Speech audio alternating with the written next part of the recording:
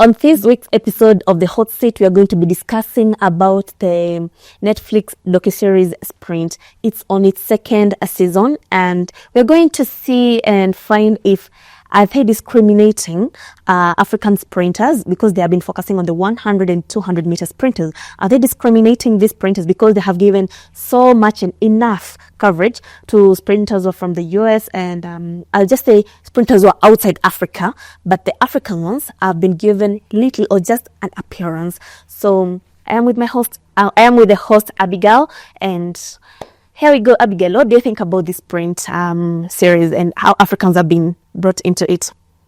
Okay, first of all, definitely there is some point of discrimination if you look at things very keenly.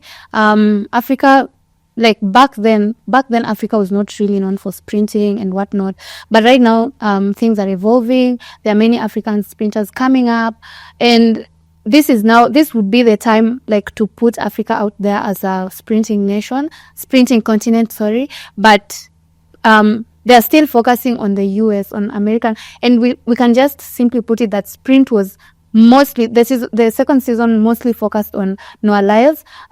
They overlooked the likes of Akani Sembene, a very consistent sprinter. If you look at his times, he was running with Usain Bolt, still going, got his first championship medal this year at the Olympic Games. I feel they could have given him a bit of coverage because he wasn't featured at all in season 2. Find Letsile Tebogo becoming the first African to win an Olympic gold medal in a sprint event, the 200, breaking the African record, but he was not given the coverage that he needs. So I feel like definitely they are sidelining African sprinters, but this should have been the time to look at what African sprinters are doing and just the rise of African sprinting in short. Even on the women's side, Talu has been a very consistent sprinter, but she also complained about it. They followed her with cameras here and there, but when the season 2 premiered, she was nowhere to be seen. So I don't think it was fair for the African sprinters following somebody with cameras everywhere, and then when the episode airs out, they are nowhere to be seen. So definitely, I feel like they have to pull up their socks if we are to go forward with the sprint. I also feel there's a point where a good story tells us a good story is what people do not know. We already know outside Africa, I'll not start saying the US, the Europe, the Australia, outside Africa in general, that is where sprints have been performing well. Here in Africa, performing well in the middle and long distance is not something new. So for some, that's not a story. That's something that we're used to. But once we perform in sprints, that should be like the thing, like how get to our grassroots, get to know how Africans are able to dominate in the sprinting world. We have Tebogo. We had two, I think, Zimbabweans who also were in the 200 meters finals for the Olympics. So it will be fair enough getting to get their stories. These people it's not easy making it in sprints in Africa. Sidelining the likes of Akani Simbine, people have been making huge waves in the sprinting world. The moment they're on that line with the big wigs in the sprints from outside Africa, they feel they have to do something because Akani might take it.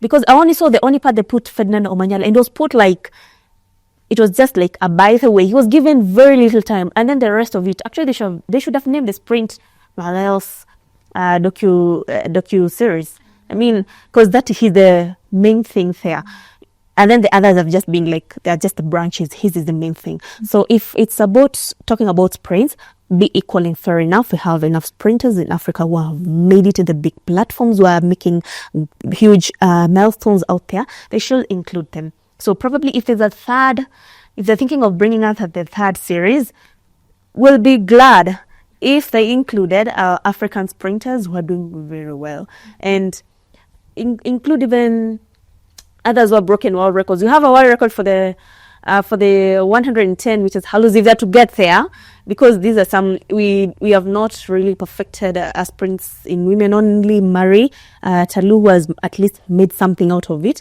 But we have others who are broken the other sprints. So you can also focus on them, because I'm sure if it was Lyles who had broken a sprint, the 110 for men, he would have been the main focus. So look at Amusan, the Nigerian, she has the 100. I mean, we have a whole world record sprint in Africa. So look at it.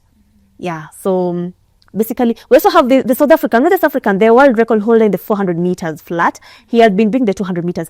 That would have been a good story, getting to know why he's transitioned from 400 to the 200, since they're focusing on the short sprint, I mean the 200s and 100s. That would be have been a good story as well. So that is what I feel like we need more inclusivity. Stop sidelining African athletes, African sprinters for that case. Stop sidelining them. Yeah, we've had, by the way, enough. We've had enough of even seeing the World Athletics sidelining awards to our best and giving people who we are not even sure about them. And then it has come now down to sprints. So let our sprinters feel included here. Yeah. I also feel like featuring many African sprinters in the docuseries will be like a source of motivation, not just to like the upcoming African sprinters, but across the globe, like everywhere. If you see the struggles they go through, you'll be able to learn a lot of things and maybe get motivated to also want to get to the top. So I just feel like it was more on the American side, but I saw American sprint legend Michael Johnson defended sprint and noted that it is more of an entertaining show, not only focused on like track and field fans, but all fans, like anyone who wants to watch sprint will not like get lost. But I also feel like, on the other hand, I mean, African sprinters are entertaining too, so I feel like they should also just be given credit. And if they feature more African sprinters, trust me, their views and whatnot, because I know it's commercializing and stuff like that, but also just promoting the sprinting in Africa and stuff like that will also be a huge plus for them. So they should not sideline them and, you know, put Noah Lyles. Noah Lyles is kind of like now the face of the sport, but other people are coming up and stuff like that, and he's not the only one who will like many people want to like watch him. Many people would want to know, let's see, Tebogo's story, Akani Simbine's story, Talu, like many people would want to focus on that. So I just feel like they can do better next time and like stop focusing mostly on like American sprinters, because most of the snippets of the second edition focused on the American sprinters a lot, which was so unfair, until Tebogo had to like post on his Twitter and on his X and said it was an American show. So I feel like it was quite unfair to like seclude the African sprinters. And Tebogo is not wrong by stating that it is an American show. It was clearly, yeah, we agree that, yeah, America has been doing well, but you also have Jamaicans who have been doing it. Apart from this season where they have been performing quite a bit, the bigger part, apart from Kishan, who at least stepped up. Majority of them have put up quite a not good performance in the sprints. But besides that, they should have focused even on other, we have other sprinters who are coming even from other places, and I've not seen them put out there. So either the things are two, mambo ni mawili. Decide whether it's a sprint for the Americans. It's the same, the way Tebogo said it's an American thing. Decide if you're going to bring sprints from Americas, or you're going to give us the whole sprinting community. Because I mean, sprinting, when it comes to men, talk about sprinters, the first thing that comes to mind, of course, we have Noah Lyles. Noah Lyles is like we have Tsile, Akani, we have Fadeno Manyala. I mean, these are people we need to see more. Don't give us them as by the way. Let them also, the same way you're giving more credit to these people, give more credit, more time to these others. We have Gina Bass. Girls have been making it out there. We have the Marie Talu. I mean, give them all these, whatever you're doing to others, because I'm sure the people are also watching Netflix. Africans are watching. I mean, we do watch. And I'm sure they'll be more interested into knowing, probably, and know as Africans draw inspiration from people who do things that we believe are not ours. Probably as people getting to know how Letsile has managed to come to where he is, how Akani Simbine has maintained his very super form up to now with his age. Probably that will motivate someone out there like, yo, yeah, I don't have to necessarily think I can do something else. I can do what Akani has motivated me to do this. Yeah, let it not be just the showbiz part where we have seen Noah Lyles, ring words here with Fred Curly, that, yeah, we know it's good for entertainment, but also let's get to also have something that is inspiring the upcoming generation. Yeah, so that's what I have. So, Abigail, what do you think as we finalize this?